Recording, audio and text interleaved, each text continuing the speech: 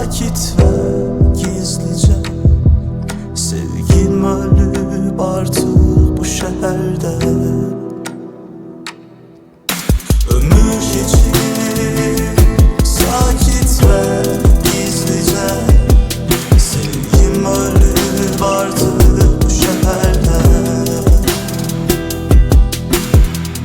Yadındadır, qorxurdun ki mənə bağlanarsan. Bir gün mülayim, bir gün qalmaq qalsan. Düşünmək istəməsəm də ağlımdasan. Çünki unutmaq çətin və sevmək asan.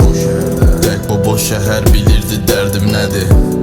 Sevgim ölüb məzarı qəlbimdədir.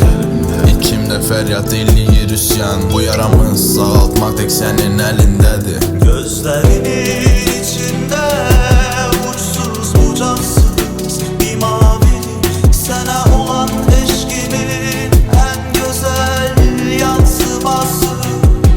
Seni düşündüğüm her şeyi özelleşir. Sana kavuşmak isteğim sonsuza dek ebedileşir. Hasretinle düğündü bu kalbim, yollarında kaldı bu gözlerim.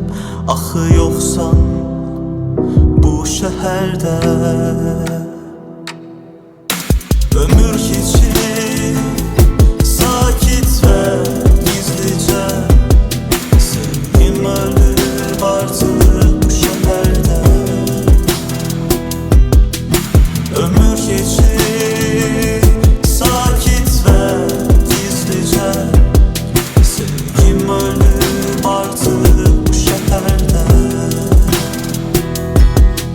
Yine gururlu, yine gurursuz, yine zamansız ve duygusuz. Sevgim ölüp artık bu şehirde.